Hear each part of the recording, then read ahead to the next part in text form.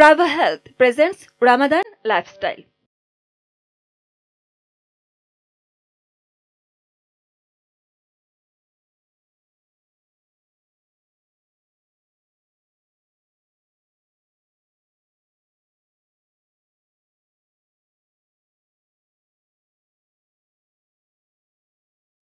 আসসালামু আলাইকুম, আমি ডক্টর শাহজাহান ফাতেমা জাফর। সবাইকে মাহে রমজানের শুভেচ্ছা।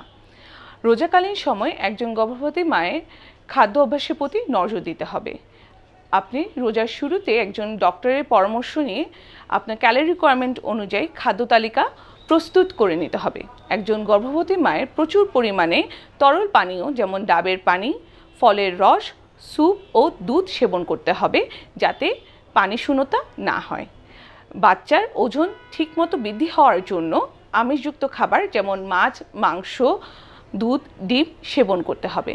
কোষ্ঠকাঠিন্য এড়াতে আঁশযুক্ত খাবার যেমন শাকসবজি, ফলমূল খেতে হবে। কোনোভাবেই তৈলাক্ত খাবার, ভাজা পোড়া বা বাসি খাবার যাবে না।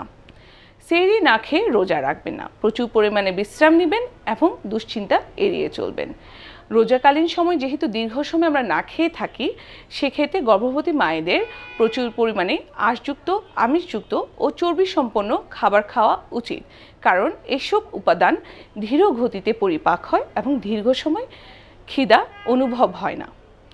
ওষুধ সেবনের ক্ষেত্রে সকালের ওষুধ আপনি ইফতারের পর এবং রাতের ওষুধ সেহরির টাইমে খেতে পারেন। Brought to you by Prava Health.